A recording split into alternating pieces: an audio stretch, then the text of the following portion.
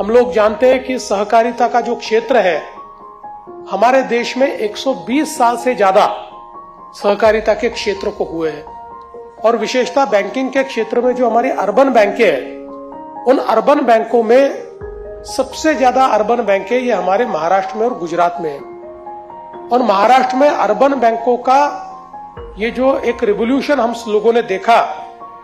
महाराष्ट्र के विकास में in urban बैंकों ने एक बहुत महत्वपूर्ण भूमिका निभाई है।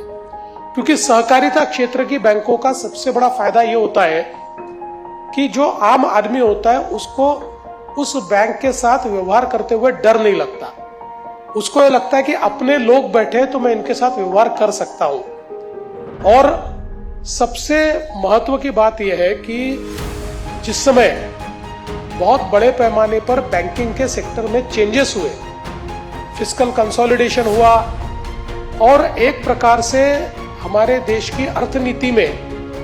बैंकें केवल बड़ी हो और बड़ी बैंकें बचे, कंसोलिडेट हो, इस प्रकार की एक नीति आई। ऐसे समय भी हमारी सहकारी बैंकों ने उस स्पर्धा में अपने आप को रिलेवेंट रखा और उस समय की चुनौतियों का सामना करते हुए कोर बैंकिंग सॉल्यूशंस होंगे, उसके बाद अलग अलग प्रकार से जो टेक्नोलॉजी आई उस टेक्नोलॉजी को एम्ब्रेस करना हो, सब प्रकार के सॉल्यूशंस को हमारी कोऑपरेटिव बैंकों ने स्वीकारा। इसीलिए आज हम लोग देखते हैं कि कमर्शियल और नेशनलाइज्ड बैंकों के इतने बड़े चाल के बावजूद या इतनी बड़ी उनकी एक प्रकार से जो एग्रेशन है उसके बावजूद आज भी हमारी